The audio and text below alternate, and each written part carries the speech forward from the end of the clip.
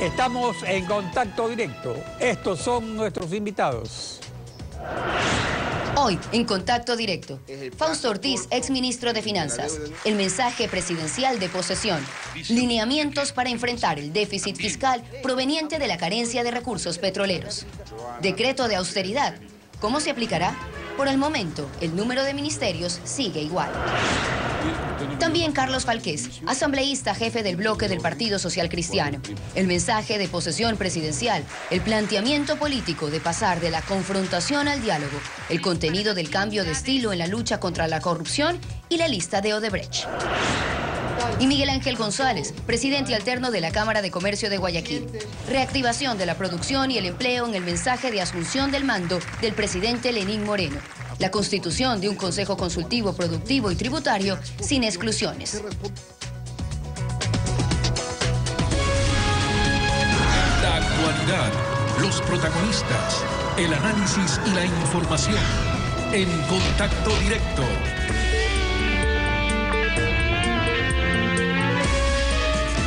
En su mensaje de posesión presidencial, Lenín Moreno presentó los lineamientos fundamentales de las políticas y acciones que desarrollará durante su mandato.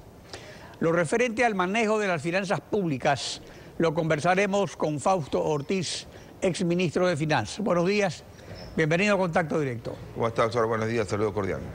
Al respecto, esto afirmó en su mensaje el presidente Lenín Moreno. Veamos. De austeridad en el gobierno. Todo gasto, toda inversión pasará por un filtro objetivo de necesidades ciudadanas. Vamos a sostener la dolarización. Para ello impulsaremos todas las políticas y actividades que permitan sumar dólares a nuestro país. No tendremos una moneda paralela. No tendremos una moneda paralela.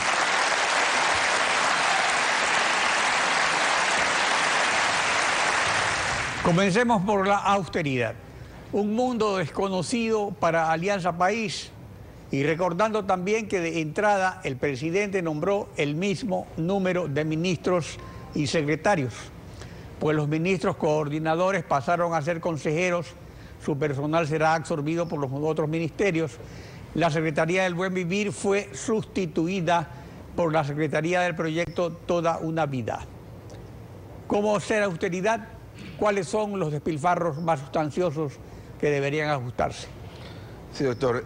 Acá es importante destacar, ¿no? El gasto corriente, el gasto en nómina son 9.000 millones de dólares. Cualquier cosa que pueda bajar el gobierno en lo que es gasto corriente va a ser importante.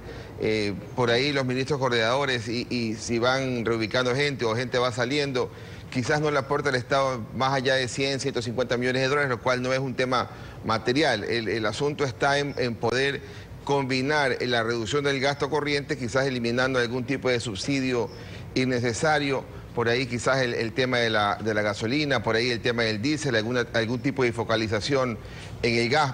Eso le va a significar alguna especie de reducción del gasto. Y también en el asunto del gasto de capital y gasto de inversión, por ahí hay 7.000 millones de dólares que se gastan, de los cuales 3.000 millones van a los gobiernos autónomos descentralizados, y el gobierno tendrá que ir viendo cómo, junto con el sector privado, pueden hacer ese gasto, esa obra pública, esa obra de largo plazo, para que la economía no se resienta en este achicamiento del tamaño del Estado, que es lo que deberíamos estar esperando al menos los siguientes 2 o 3 años. El proyecto Toda una Vida, principal promesa de campaña del presidente Lenín Moreno, es muy ambicioso y tiene un importante contenido social. En su ejecución en el periodo cuatrianual del presidente, se podrá tener una muestra de la austeridad que se decreta haciéndolo paulatinamente, de manera escalonada, tal como en alguna forma anunció que lo haría con los subsidios, por ejemplo. Claro, tendrá que ir haciendo aquello, pero hay que estar claros. Si el año pasado el déficit fiscal del presupuesto general del Estado superó los 6.000 millones de dólares, y en lo que va de este año el déficit va a andar seguramente por los mismos rangos, cualquier proyecto adicional o aumenta el déficit o va a demandar cambiar y sustituir algún otro proyecto previo. Usemos el ejemplo de las viviendas, que dice el gobierno actual que va a emprender en un proyecto que va a costarle 6.500 millones de dólares cuando se hagan estas más de 300.000 viviendas. Y entonces estamos hablando de que esos 6.500 millones de dólares no costarán todos en el arranque, pero va a poder costar poco a poco. Entonces el gobierno tendrá que ir diciendo, vamos a hacer esto, incorporar estos 1.500 millones de gastos, pero tendrá que encontrar un gasto que lo retire. El tema social será importante sostener, apalancar, porque lo que estamos esperando en los años siguientes es una recesión un poco más elevada que el año previo y quizás un desempleo también en la misma magnitud. Si es que el gobierno no logra empatarse con el sector privado, el gobierno arranca bien con el discurso, pero hace falta ver cómo la acción va trabajando en esa dirección.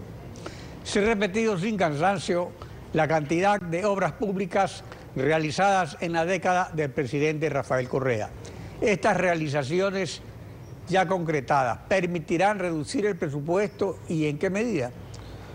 En el tiempo uno va a ir viendo que ciertas obras van a terminar. Hay obras que han demorado muchísimo, por ejemplo el Toachi Pilatón, que está en medio de una discusión si hubo escándalo o no hubo escándalo. Eso todavía no debió haber terminado hace un par de años, todavía está acá y va a seguir quizás un año más. Y entonces así habrá ciertas obras obras que estén atrasándose y hay que ver qué obras puede incorporar. El asunto es saber cómo lo va a financiar. La deuda total que publicó ayer el Ministerio de Finanzas mientras el presidente Moreno daba su discurso ya superó los 40.800 millones de dólares, pasó de 40.2% del Producto Interior Bruto, pasó al 40.6%, un pequeño incremento. Lo que vemos es que únicamente el gobierno aumentó de marzo a abril 377 millones de dólares en deuda y no fue plata que le entró al gobierno, es deuda que colocó Petroecuador en mercados internacionales aparentemente. Es decir, el gobierno tiene dificultad de ir por más deuda y el gobierno tendrá forzosamente que ir a recortar gastos y en esa dirección ojalá no siga metiéndole mano y tomando recursos del Banco Central, recursos que no son del Banco Central, son de sus depositantes, y ojalá no sea cierta o al menos nos expliquen qué es lo que ha ocurrido con un registro contable del día viernes de 2.100 millones de dólares que aparentemente pasaron de inversión en el gobierno a inversiones no financieras, en donde podría ser una forma de dación en pago con acciones de banca pública. Eso habrá que chequearlo y ojalá las nuevas autoridades señalen cómo valoraron aquello y por qué razón lo han aceptado. O sea que una reestructuración de la deuda es esencial, porque si ya se llegó al techo, había que reestructurarla y eso implicaría sustituir deuda porque se acorta en el tiempo, se alarga en el tiempo y se acortan los plazos y se disminuyen los plazos, las tasas de interés. Pero implicaría también un gran crédito, por ejemplo, de los multilaterales para restituir las reservas de las que tomó el Banco Central, para reestructurar el servicio de la deuda. ¿Cómo se haría? Porque eso sería esencial, o no se podría ir adelante sin eso. Claro, si uno logra bajar el costo financiero del país, que hoy día en promedio debe estar bordeando cerca del 6%, que le cuesta al año en intereses una cifra cercana a los 2.500 millones de dólares, podría tener un ahorro en el déficit fiscal en esa dirección. El reperfilar deuda es importante, pero no es un tema urgente, es importante porque le va a permitir al gobierno contar con algo más de tranquilidad, con algo más de holgura para poderse dedicar a otras actividades urgentes, primordiales y dejar el tema de la deuda ya en camino de solución. Pero hay que estar claro, para bajar deuda hay que tener superávit fiscal. No puedo bajar deuda si no tengo recursos. Si tengo un déficit, ¿con qué dólar puedo bajar la deuda? Si tengo un déficit, lo que ha ocurrido es que he incrementado la deuda. La deuda aumenta porque existe un déficit fiscal. El gobierno tendrá que ver de qué manera o baja gastos, o sube ingresos, o hace una combinación en aquella dirección. La ruta más óptima, la ruta óptima es poder hablar con el sector privado, pedirle condiciones al sector privado que necesite para poder trabajar, comprometerse el sector privado, comprometerse el sector público para que la inversión de largo plazo pueda venir en conjunto, ojalá prioritariamente en el sector privado.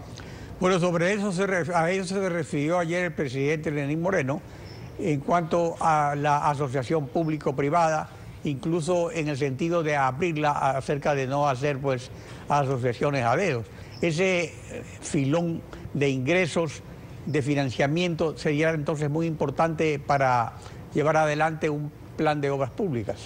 Sin duda, lo más importante es en la parte social evitar que la recesión se profundice, que la recesión se alargue por un periodo más allá de un par de años, es decir, el año pasado y ojalá solamente para evitar que el desempleo aumente, porque eso es el mayor costo que le puede dar a una población estando dolarizados. En el pasado era inflación, devaluación, en el presente y futuro, si no corregimos, puede ser desempleo.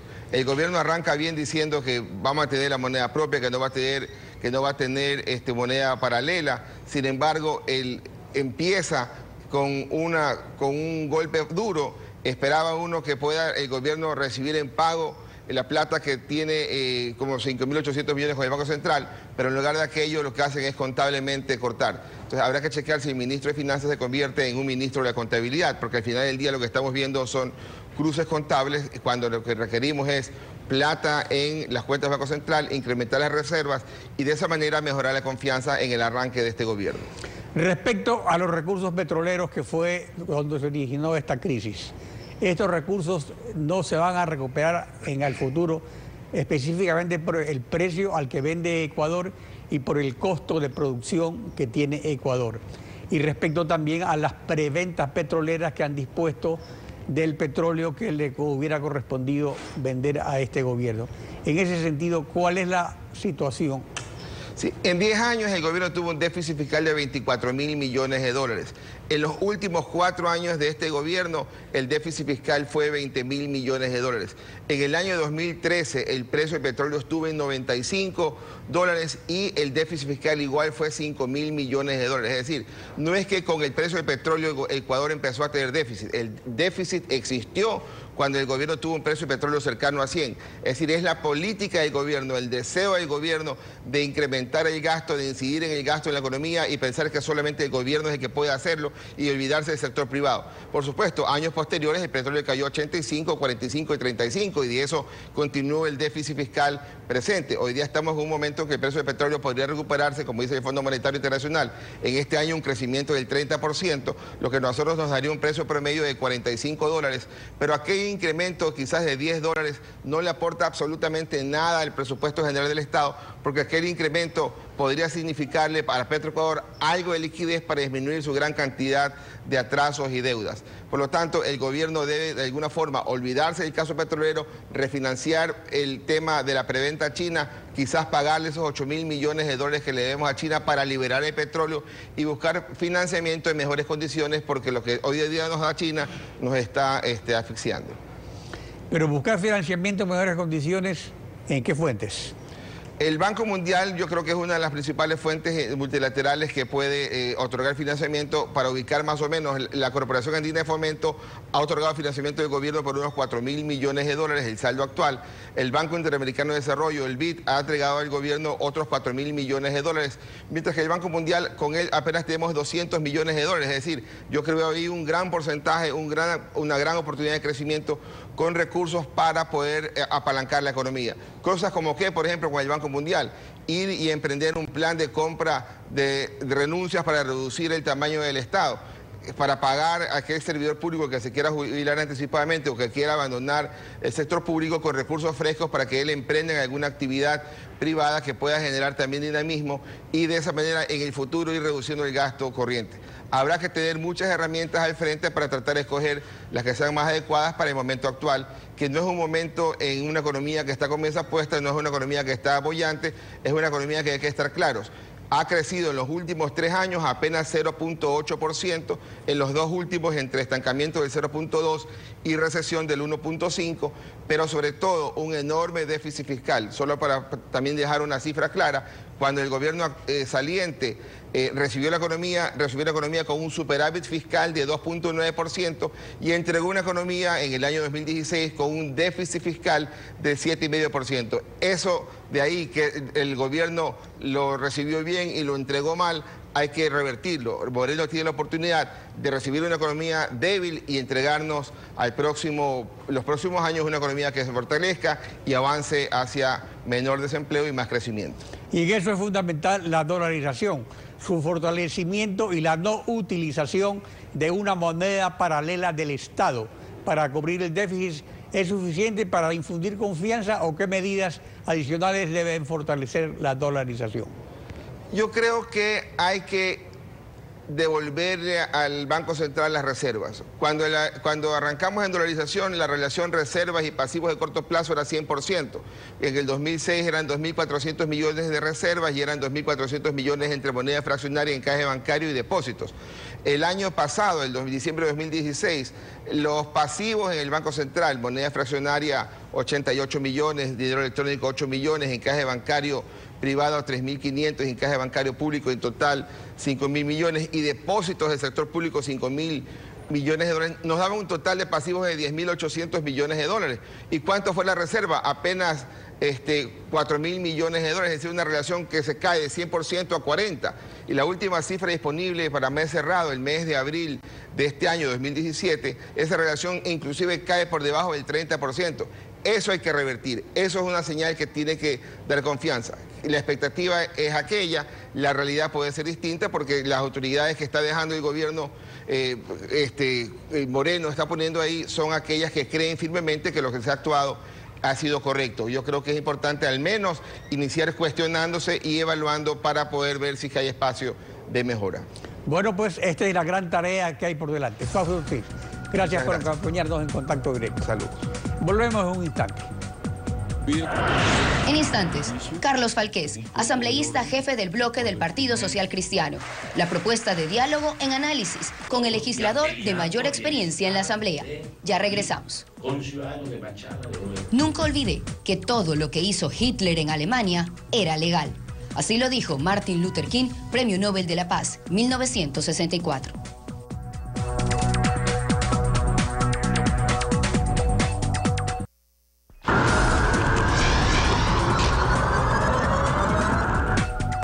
Desde 1979 tiene una experiencia de 13 años como legislador que ha alternado como prefecto de El Oro y alcalde de Machala.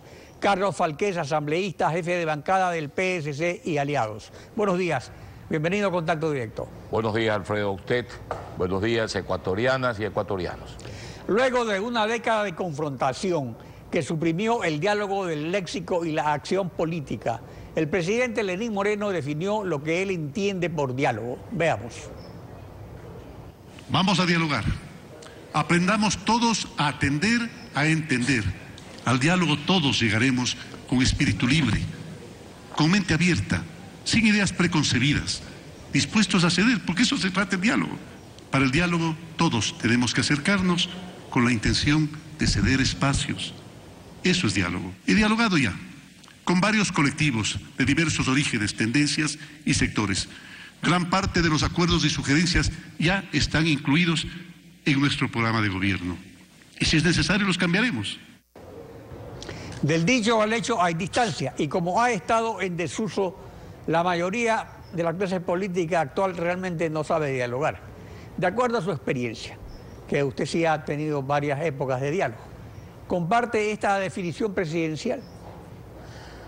Bueno, después de 10 años de odio, porque hay que decirlo así, lamentablemente, después de 10 años de controversias estériles, después de 10 años de diálogos que aparentemente podían ser realidad, pero que en la práctica no tuvieron ninguna consecuencia positiva para el Ecuador, la intervención del presidente Moreno es una actitud conciliatoria.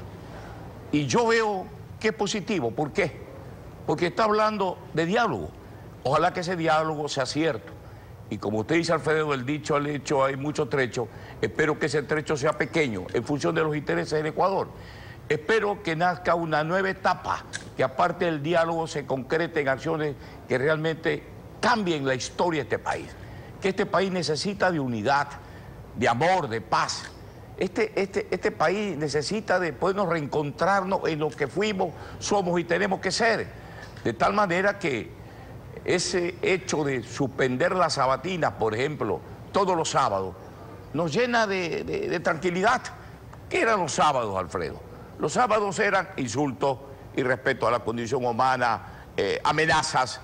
Y si eso se acaba, por un lado, y si nos abre una puerta de diálogo, y si dice que él va a ser el presidente de todos los ecuatorianos, y si él dice que está dispuesto a dialogar con la oposición, Y si el presidente Moreno está dispuesto a cambiar esta historia que la inició el correísmo, y si además dijo algo que es importante, ve Alfredo, usted nunca habló sino del correísmo como un proceso revolucionario, positivo para el Ecuador, cosa que en gran parte no fue así, pero jamás se refirió al socialismo del siglo XXI, modelo económico fracasado en todas las partes del mundo donde ha tratado de instalarse.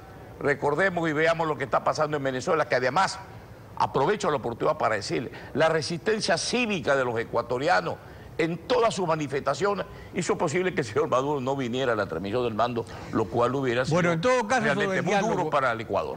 Hay que hacer la prueba y comenzar por establecer prioridades.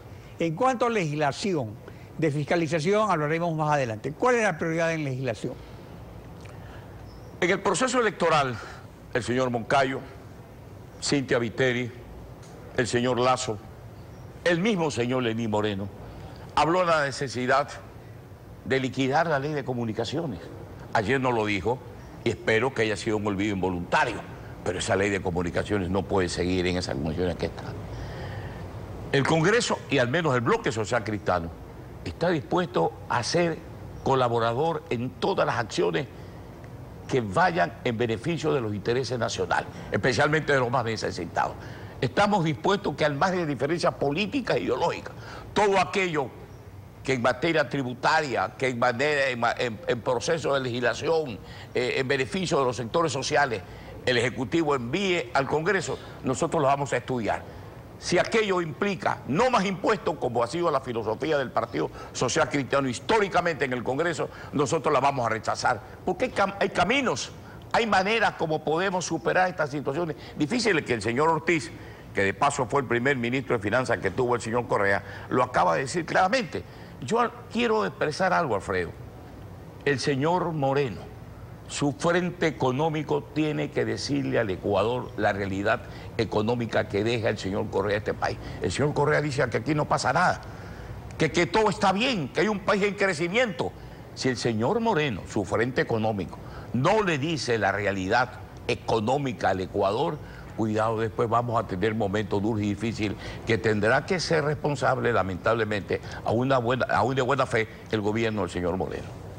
Sobre fiscalización y corrupción, Lenín Moreno planteó lo siguiente, veamos. Combatiremos la corrupción, la de ahora y la de ayer, y la que podría venir. Por eso hemos exigido a Odebrecht, a la justicia norteamericana, a la justicia brasileña, que nos entregue la lista completa de los corruptos.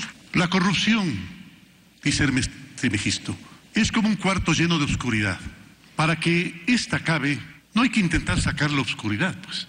Hay que introducirle luz, llenarle de luz. Dar luz a la oscuridad es investigación judicial independiente y transparente. Convoco a todas las autoridades de control, a que junto con la ciudadanía y el apoyo de la Organización de Naciones Unidas constituyamos un frente nacional para combatir la corrupción. Constituiremos un frente. La justicia brasileña ha anunciado que el 1 de junio entregará la lista a la Fiscalía General del Ecuador, pero en la Fiscalía ya se ha anticipado que esta lista permanecerá en reserva mientras se realizan las indagaciones previas que pueden durar 2 años. La ley prohíbe revelar a la Fiscalía sus investigaciones, no las investigaciones de la Fiscalía del Brasil. Tampoco prohíbe informar a los ciudadanos cuáles son los contratos y los nombres de los funcionarios investigados. La Asamblea Nacional es el órgano de control político de la Fiscalía, que considera procedente en este caso de que se conozca la lista y sea solo para conocimiento exclusivo, reservado y secreto de la Fiscalía. Fiscalización clara y transparente, sí. Jamás persecución. Mire usted lo de Colombia, mire usted lo de Brasil, mire usted lo de Perú. Expresidentes donde la justicia, que por supuesto es independiente al sector ejecutivo, ha actuado. Ahora tiene que actuar la justicia ecuatoriana. Y si no actúa, habrá un Congreso en el que el Bloque Social Cristiano tendrá que exigir, y los ecuatorianos, y ustedes, los medios de comunicación, tendrán que poner el dedo en la llaga porque si esta información del Departamento de Justicia, que dicen que serán los primeros días del mes de junio, sea una realidad, pues hay que concretarla. Estoy de acuerdo con el señor Moreno. Antes también son 10 años de gobierno del correísmo, el presente y el futuro, sea quien sea, del partido que sea, la persona que sea, la familia que sea, tiene que ser sometida a una acción que responda a la realidad, porque este Ecuador no puede seguir en las condiciones que el señor Correa sumió al país en materia de fiscalización, con un Congreso sumiso. Ya no 100, ya no son 100, ahora son 74 asambleístas. Y en esos 74, y en esa oposición tranquila, pero muy clara y frontal, está el Bloque Social Cristiano, de 16 legisladores, con criterio, con transparencia y con experiencia. Vea, don Alfredo, haremos un proceso de fiscalización en bien de los ecuatorianos. El otro tema que planteó el presidente Lenín Moreno, acerca de la investigación independiente que anuncia por parte de los órganos de control y de la ciudadanía con la asistencia de Naciones Unidas. Tendrá que haber un convenio con Naciones Unidas que debe ser aprobado por la Asamblea. Pero, entre tanto, mientras se negocia y se acuerde el convenio, ¿qué hacer? ¿Qué es lo inmediato? Lo inmediato es que el Congreso tiene que actuar de acuerdo a lo que dispone la Constitución. Antes era un Congreso sumido, ahora es diferente, vuelvo a repetir, ya no son 100, son 74. Y hay un bloque, ya no de 8, sino de 16, que por supuesto haremos una actitud de una fiscalización real, no persecución, no odio, no actitud de venganza, sino una actitud de fiscalización clara en defensa de los intereses de todos los ecuatorianos. Carlos Falqués, gracias por su participación en Contacto Directo. Enseguida regresamos. En breve, Miguel Ángel González, presidente alterno de la Cámara de Comercio de Guayaquil. La creación de un consejo consultivo, productivo y tributario sin exclusiones, anunciado en el mensaje presidencial. Ya regresamos. La crisis se produce cuando lo viejo no acaba de morir y cuando lo nuevo no acaba de nacer. Lo dijo Bertolt Brecht, dramaturgo y poeta alemán.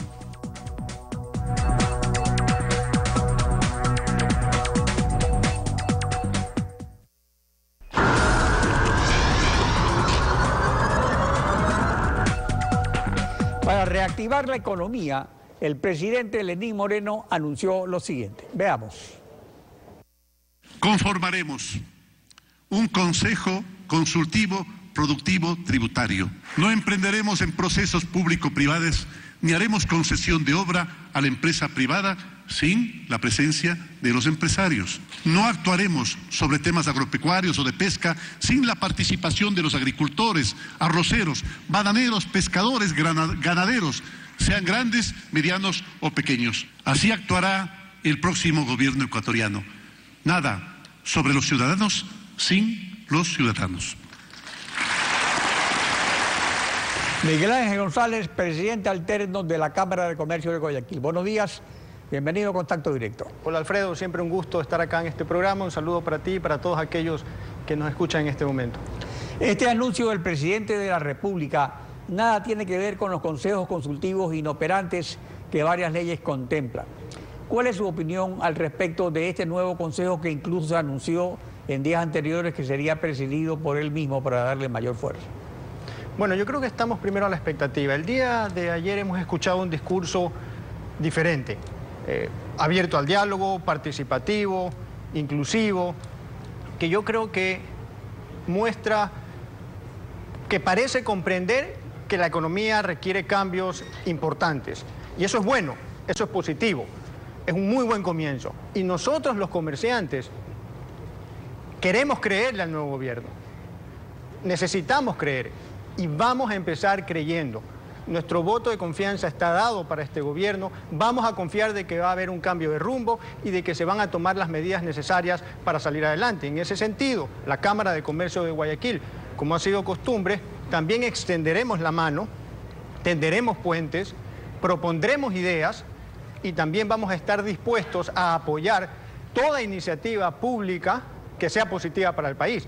Y obviamente vamos a estar también atentos a levantar la voz en caso de que se golpee al comercio o en caso de que lo que se haya dicho no haya sido cierto o sean simplemente palabras para calmar los ánimos de la gente, ¿no?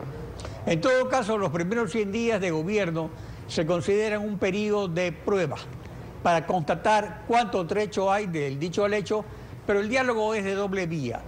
En este sentido, ¿qué ofrece el sector privado para este periodo de verificación? Bueno, el sector empresarial está presentando en los próximos días un proyecto para justamente los primeros 100 días, para poder generar ese entorno favorable a la inversión que tanto se requiere. Pero yo creo que es importante que comprendamos y que el gobierno comprenda que durante 10 años se ha generado mucha desconfianza en los actores económicos. Han sido varios años de golpes. Pero para restaurar la confianza no solamente cuestión de palabras, se requieren acciones concretas y contundentes. Mucha coherencia entre lo que se dijo ayer en el discurso y lo que se va a ir haciendo en el transcurso de los días. También hay que ponerse en el lugar, pues, de los actores económicos, y el gobierno tiene que comprender también que este nuevo gobierno viene con una marca corporativa, digamos, socialismo del siglo XXI, que ha generado desconfianza, que ha ahuyentado la inversión en este país y en otros países. Y por tanto, el desafío bueno, de ese nuevo gobierno... También anunció el presidente que su ideología es el Ecuador. Sí, y eso es bueno, y por eso el desafío es doble, y nosotros como Cámara estamos dispuestos a apoyar en ese sentido, porque la pregunta clave aquí que tiene que hacerse el gobierno es cómo generar la tan querida estabilidad, certidumbre, confianza con este nuevo gobierno, si es un gobierno que viene del partido político, del mismo partido político del gobierno anterior, con la, digamos, la misma ideología y con actores económicos que formaron parte del gobierno anterior. Entonces el reto es doble. La Cámara de Comercio de Guayaquil cree que sí se puede y vamos a estar dispuestos y prestos a apoyar, pero las acciones que tome el gobierno tienen que ser contundentes para lograr cambiar el ánimo. Por esos antecedentes de una década, pues hay un ambiente siempre de desconfianza que poco a poco tendrá que irse disipando con los hechos. Ahora, Lenín Moreno, por ejemplo, anunció y definió, más bien dicho, las áreas prioritarias en el sector privado, áreas que el gobierno anterior no las consideraba prioritarias, actividades agropecuarias y de turismo. Esos son los sectores a potenciar y sector exportador además. Sí, en realidad hay que potenciar todos los sectores. Nosotros como comerciantes creemos que lo que se requiere es libertad económica, no restricciones, ni así vengan disfrazadas de soluciones. La restricción genera recesión y las oportunidades tienen que darse para todos los sectores. En ese sentido, que se eliminen trabas, que se deje fluir la economía. Los comerciantes no pedimos ni privilegios, ni prebendas, ni siquiera incentivos. Simplemente que no se obstaculice el trabajo, la natural dinámica de los empresarios, que es generar trabajo, ofrecer productos, servicios y llevar el pan de cada día a la casa. En ese sentido, la Cámara de Comercio de Guayaquil le desea el mayor de los éxitos a este nuevo gobierno y le enviamos pues también un mensaje de unión, de colaboración y más que de diálogo, yo diría de trabajo en equipo, porque concuerdo con lo que dijo el presidente. Bueno, el trabajo en equipo precisamente, al señalar prioridades en el área estatal, puso énfasis en el plan Toda una Vida, en el proyecto de construir 325.000 viviendas, de las cuales 191.000 serán sin costo para familias en extrema pobreza. Y que este proyecto genera 136.000 empleos directos, aparte de estimular múltiples actividades conexas relacionadas con el comercio. ¿Es correcto este planteamiento en el diálogo de ida y vuelta?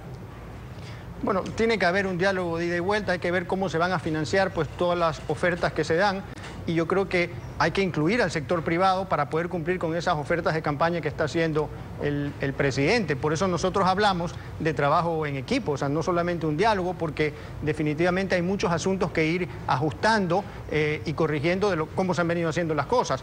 Creemos que el diálogo, concuerdo con el presidente en lo que dijo ayer, el diálogo es un mecanismo, es un medio, no el fin en sí mismo. Lo que requerimos es que se acuda al diálogo con actitud abierta, con predisposición a buscar soluciones que favorezcan a todos. En ese sentido hemos sido también testigos en los próximos días él tendrá que presentar la proforma presupuestaria y su financiamiento, y ahí seguramente va a acompañar un proyecto de urgencia económica en el aspecto tributario.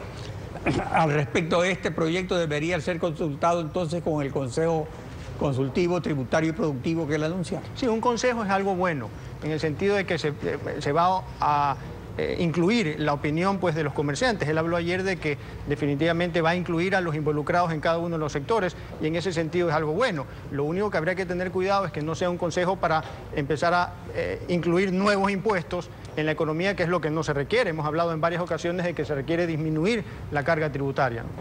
Y concentrarlos en los que más rinden. Ahora, en cuanto a las inversiones público-privadas que buscan suplir la carencia de recursos del Estado, ofreció abrirlas al sector privado. ¿Esto implica dejar atrás los socios a dedo? Eso es lo que se requiere, dejar atrás los socios a dedos, que sea realmente una economía en libertad, una economía en donde pues, el que más se esfuerza y el que mejor hace las cosas es el que sale adelante. Cuando se tiene pues, una economía con adjudicaciones a dedo, pues eso no conviene para nadie. Por eso nosotros hablamos de libertad económica, no de prebendas ni privilegios, ¿no? Y en el aspecto tributario, por ejemplo, habían 2 puntos en los cuales el presidente Moreno coincidió ya desde la campaña con el sector privado, que planteaba, por supuesto, otras cosas, pero respecto al anticipo del impuesto a la renta y al impuesto a la salida de divisas, que ofrece rebajar 2 puntos paulatinamente, uno por año y el otro solo para las empresas medianas y pequeñas. ¿Cuál es la posición de la Cámara al respecto? Nosotros creemos que se debe disminuir la carga tributaria, eliminar pues, el impuesto a la salida de divisas, abrirnos al mundo, buscar oportunidades para el mundo. El rol del Estado es fundamental para ayudar a que las empresas, a que los comerciantes pues, puedan tener más mercado, acceso a nuevos consumidores, a nuevos clientes, que es lo que justamente se requiere. Queremos que se reactive la economía, queremos que haya mayor actividad económica. Por ejemplo, cuando hablamos del acuerdo comercial con la Unión Europea, el trabajo público-privado es fundamental, porque firmar un acuerdo con la Unión Europea no van a llegar los clientes por arte de magia. Requerimos un trabajo en conjunto donde el gobierno tiene que ayudar pues, también a construir marca país, a firmar otros acuerdos adicionales, a que sean las empresas más competitivas, más productivas, y hay que pensar en eso. Para nosotros deberíamos estar pensando en innovación, en productividad, en competitividad y no en tratar pues, de que se tomen medidas muy básicas pues, para sacar la economía adelante. Hay que pensar en futuro, hay que pensar en grande y creemos que en el Ecuador sí se puede. Yo concuerdo con el presidente en algunas de las cosas que dijo el día de ayer. Estamos a la expectativa. Queremos que realmente haya ese diálogo que se dijo, no las pantomimas de diálogos que fuimos testigos en ocasiones anteriores, y queremos que el diálogo dé realmente fruto. Eso es lo importante. La Cámara está presta para trabajar en conjunto, para trabajar en equipo, y también un mensaje pues, a todos esos comerciantes, un mensaje de ánimo, de fuerza, de motivación. El futuro del país depende en gran parte de lo que hagan todos los comerciantes, pequeños, medianos y grandes empresarios. Y la Cámara de Comercio de Guayaquil pues, va a trabajar con todo su esfuerzo para seguir levantando el comercio e impulsando la actividad económica. Miguel Ángel González, presidente alterno de la Cámara de Comercio de Guayaquil, en Contacto Directo. Gracias. Encantado. Disfruten del feriado y nos vemos el próximo lunes.